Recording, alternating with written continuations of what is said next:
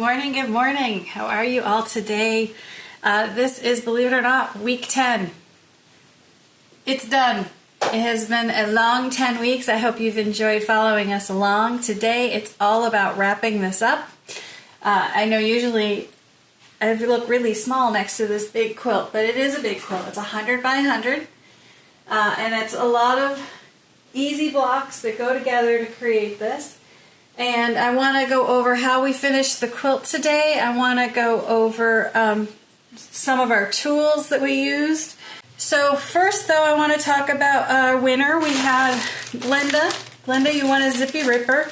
And I want to show you guys how this thing works in case you haven't seen it. It is just like the trimmers that you see, the little, they usually have a bigger head. But our trimmer has only, let's see if I can get it where you can see it. There we go. Our trimmer only has 5 little teeth on it, so it's very hard to pop a seam with it when you go to rip a seam. And to rip a seam, you just, let me grab one here that we can rip. You just turn it on, you put your hand on the bottom piece and you rip the seam on the top. And it just rips right across very, very easily. And that is what Glenda won. We have these on our website. It's so much easier to rip seams with it. But that is what she got for posting her quilt top, which is almost done. Second, I want to talk about, before we get into the class, the Moroccan Bazaar. This will be our first Zoom class. I know you're so far away from me today. And this one, we're going to do it on September 19th and September 26th. Those are Saturdays. We're going to do it from 1 to 3. So it's a 4-hour class, but split between 2 days. So the first Saturday, we'll go over the cutting and assembly, and then you'll have a week to kind of get yourself situated, and then we'll come back the following Saturday for 2 hours, and I'll sew along with you, and we'll keep going and see if you have any questions. I am going to charge for this class. It is $25 for the whole thing. You will just need to email me and say, yes, I want to be in the Zoom class for September, and I'll add you to the list. We haven't got it up on the website yet. We're still working on some technical things, so you may just end up paying through the email or through PayPal. You would need the pattern, which is Moroccan Bazaar. It is available on our website. You would need, you don't need them, but they're optional, or the Pac-Man ruler, which is the multi-size 45, 90-degree triangle ruler. And then there's a 2 peaks in 1 ruler, which I will demo in the class. Those are optional. Their templates are in the pattern, but you're welcome to get the rulers as well. And it's featuring the Moroccan Red collection from Henry Glass Studios. It's a really fun red, black, and white collection. If you decide you want it to look just like mine, just email me. I can send you the list of fabrics, and you can do an internet search for them. They've all been in the stores. They just got in the stores last month. So you should be able to get those fabrics if you want them. So that is our next class. Again, it's September 19th and 26th. Email me at heidi@thewhimsicalworkshop.com, and I can give you all the details, and we will get the supply list and everything up on our website shortly. But we are already taking up sign-ins, and we are going to limit the class. So if you are interested, just email me and let me know so we can get you on there. So we have our winner, we have our upcoming class. Now let's talk about today's quilt. So I've already done a video showing you how to do the inner part of it, and I will post that along with a copy of this one in the cleaned up version this week. So you'll have both that and this video together. And when I assembled the quilt top, I pressed all of the seams between the blocks open, because there's a lot of seams going on, and that makes sure it stays nice and flat. That does not mean you couldn't press to one side if that is how you choose, but for me personally, I found pressing the seams open once you started adding the blocks to each other made it much flatter. So you start with your center block, then you do your first round of blocks, which we finished, I think, week 5. And then you do the second round of blocks around the outside, and that's what I just did last week, and I pressed them open. Then we get to the borders. So the borders, you can see them. There are 3 borders. There's a solid, flying geese, and solid. So to do the flying geese border, I did press them all to one side. So you're going to go through, just recap the Flying Geese tutorial we did a couple weeks ago. I will link it below this video so that you can go back and recap it. But you're going to need to make a lot of Flying Geese. They're all in the pattern. They tell you how many you need of each. And then you sew the Flying Geese end to end, and that is going to create the border. That's where I press all of them going in one direction. I didn't press them open in between the Flying Geese. I just went straight across. Partly because it's the border and we want it to be strong. It's going to have a lot of handling, so open seams are not as strong as seams pressed to one side. And part was because I was tired and it was easier to press it all to one side. So once you get those pressed, you're ready to add your borders.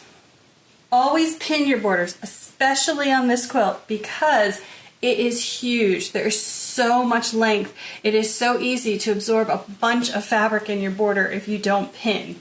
So pin your borders on. I highly recommend pinning one end, pin the other end, pin the center, and then ease in the two sides and pin all of that.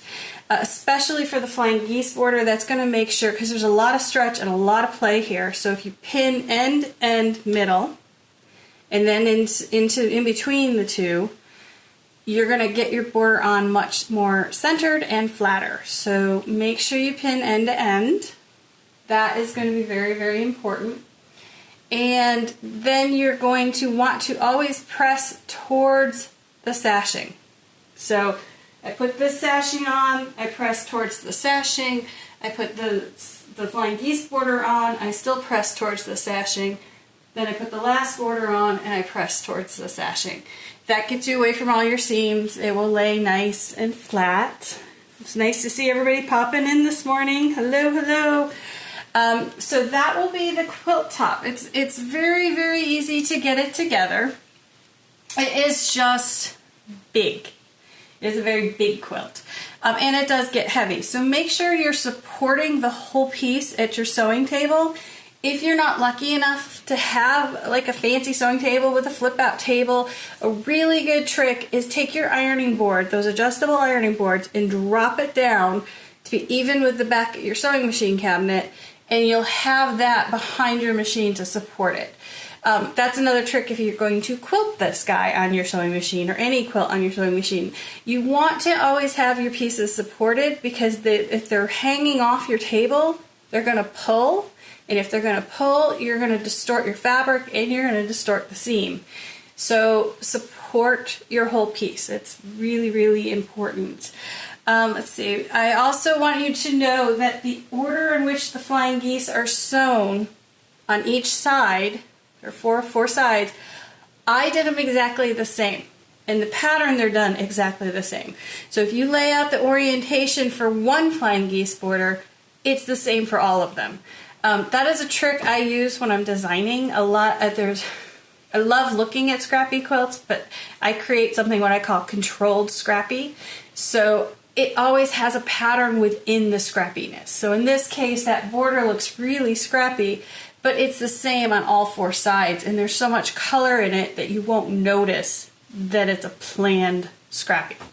So you can mix them up, you can make it as scrappy as you want, it's your quilt, but following the pattern, and most of the time when you're looking at our patterns, you will always find a little pattern in there that will make piecing something a little bit easier. So I just laid out 4 of each of the blocks, just sewed them, and made the border go together much, much faster. So that is this guy. This is our quilt. He is going to go off to be quilted.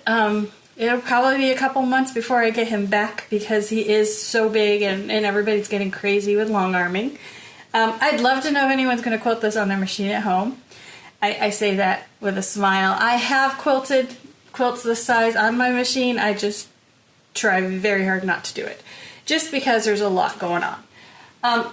But let's talk a little bit about a quilting pattern and what I would suggest to quilt it. There's a lot of different options here. One is there is so much going on. You can see now that it's put together how the backgrounds kind of marry with each other, how you've got the lime green. If yours is lime green, this is background C. Is kind of echoing the design. You can see how the black carries out. So there's so much movement and so much color. You could do any kind of quilting on this. I would go simpler versus more complex, because you want to, I kind of use as a rule of thumb when I'm quilting a quilt to go, if the quilt is complex, I go simplistic to contrast. If the quilt is really boxy and square, I tend to go with curvy and soft quilting to contrast it. That's my preference. This could easily just be diamonds that radiate out. It could just be vertical lines. You could do a medallion pattern here in the center, and then a border pattern on the first round of blocks and another border pattern on the second round of blocks. I don't know if I would do stippling or all over like that kind of a design, because it does need something, but it definitely is going to let you do whatever you want because it is so crazy bright. I would recommend invisible thread if you can, or a very dull gray thread for quilting. Both of those, you don't want a thread that's super strong and is competing with all the colors in the quilt. So a very dull gray or very dull tan, you're just going to lay it on and actually see. And I love gray because gray reflects all the colors. You could go variegated thread. You could go a really fun variegated thread in the color parts and then something lighter out here. So those are some ideas on quilting. I hope that helps. But I also want to go over our bonus project we did. So if you, I don't know, again, I never heard from anyone if they did the pattern like one block at a time. I did see a lot of pictures out there. There were several people attacking this one, doing this quilt. And now that it's put together, again, this is the second time I've made it. It's still a pretty stunning quilt. I really do love it. But I did set up the tutorial, the 10-week tutorial, so that you could do one of each of the blocks and you end up with 9 blocks at the end. We made a smaller version of this guy's one block. We took these cat's cradle blocks and turned them into a second block to be one of them. And then we used all of the blocks out here to do that. So I'm going to lower my wall. Yes, it's just a rack, so you're going to see the stuff behind it. But underneath here is the bonus quilt. So I want to show you that. So just give me one quick sec while I drop this down. Here is the big reveal for the bonus. I kept it very simplistic. Yay, we did all of that without it falling over on us. Right before the video, the whole stand went down. I had to have my husband help me. Alright, so here is the little bonus project. I kept it little because I think I'm going to use it as a table topper. Right now it's, I think, 42 inches square. And see if I can bring it up closer to the camera.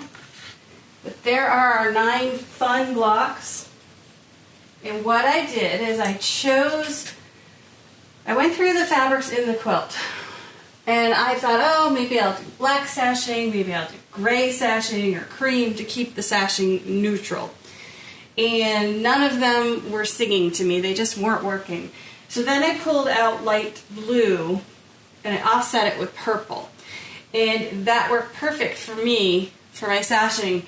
Then I arranged the blocks. Now these were all random blocks, so we didn't plan the background on this one the way we did the Dutch Wonderland to meld and bleed together. But I wanted to kind of keep that feel with it. So what I did is I made sure that anywhere there was black, it was on this outer edge. This one had the brightest corners, the yellow, so he went right in the center. And then I tried to get the creams all pointing in. So overall, I laid it out a couple times and I was really happy with this layout. Now when you're picking a sashing fabric, if you're going to do like me and do a color versus a neutral, you're going to want to keep that sashing color probably on the cooler and softer side. If you do a red or a yellow or a pink or an orange out here, all you're going to see is sashing. That's just a trick we've learned, as I've learned designing lots of quilts. So you want something cool and calm and restive in between your blocks. So I did sew this with cornerstones, and if you choose to do this with your 9 different blocks, you will need to cut 24 2-inch by 12.5-inch pieces of sashing. They finish at 1.5. And you'll need to cut 16 2-inch squares for the little cornerstones, which in this case are purple. So that's where I left it with this. Now I may go back and revisit this and add a little bit of black out here and then add flying geese. If I have enough of this blue, just do the flying geese with the blue background up there. I may or may not. I have so many other projects. This may just be done. And it's a perfect, like I said, perfect size for a table topper. Great kids quilt, baby quilt. It would be perfect because it's all bright and fun colors, and it's very general neutral because there's everything in it.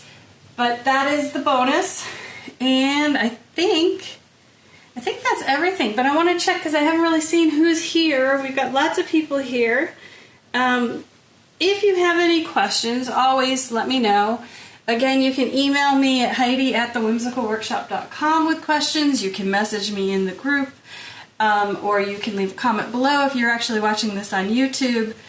But I have really enjoyed doing this so long with you guys, and I hope you've learned a lot in watching it. This was only my third one. We did 10 weeks, which is a long time, but it has been great seeing the progress. Please send me your quilts as you finish them. It doesn't matter if it's 3 years from now or 3 weeks from now. I really would like to see what you did with it, where you went with it. And again, if you have any tips, comments, just leave them. Let me know how we did. And I look forward to hopefully seeing a lot of you in a Zoom class coming soon. We will be adding more and more Zoom classes. I think that format may be better for us as students to teacher because I can interact with you better than trying to read a screen for comments. And if you want to see more things in the group, let me know. I am always looking for ways to expand and enhance our Facebook group. I've enjoyed all of you guys supporting me and being there for it. So anyway, thank you again. I appreciate it, and thanks for watching. You guys have a good week. I hope you've enjoyed this video, and if you have, make sure you like and subscribe below. You can find the Whimsical Workshop on our website, thewhimsicalworkshop.com, and that has all links to all of our other social media platforms. Thanks for joining us.